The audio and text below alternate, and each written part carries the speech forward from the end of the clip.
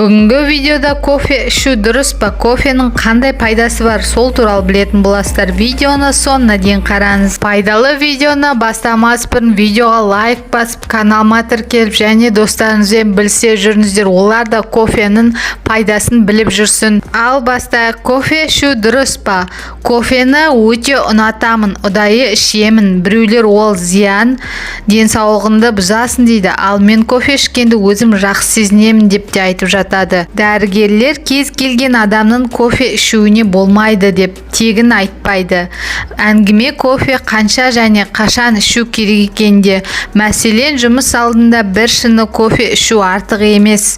Тоя тамақтанған сонда көптік етпейді. Алайда уақыт талғамай онды солды өлшеусіз ішуінде жақсылыққа апармайтыны ескерту абзал. Кофені көп ішкен жағдайда ұзамай ағзаның кофемен уланған белгілері біліне бастайды. Мазасыздық, ұйқысыздық, ұйқының бұзылуы, бас ауруы, тамыр соғысының бұзылуы дегендей. Ал енді сұраққа нақтырақ жауап берсек, кофеден кісі қауіпті кеселге шалдықпайды, бірақ жөнін біліп ішкен дұрыс. Кофенің пайдасы бар. Шаршағанды басып, 3 сағаттан кейін ширақ жүресіз. Жүректің бұлшықеті белсене жұмыс істеп, қан тамырлар кеңейеді. Кейде жүрек қызметі әлсірегенде дәрігерлердің басқа дәрі-дәрмектермен қоса кофе ішуді ұсынатыны содан. Кофе өкпеге де тиімді, тыныс алу жолдарын қалыпқа түсіреді. Кофе құрамындағы органикалық қышқылдарының асқазан сөлінің бөлінуін күшейтеді.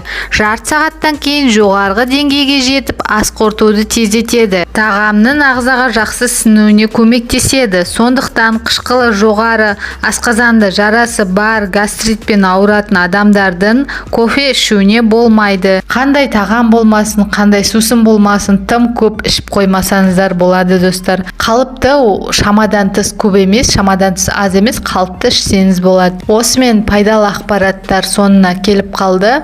Егер видео ұнаса, тегін лайктан аямаңыздар, достар. Денсаулықтарыңыз мықты болсын, каналыма тіркеліп алыңыздар. Қазақ елі аман болсын, сау болыңыздар.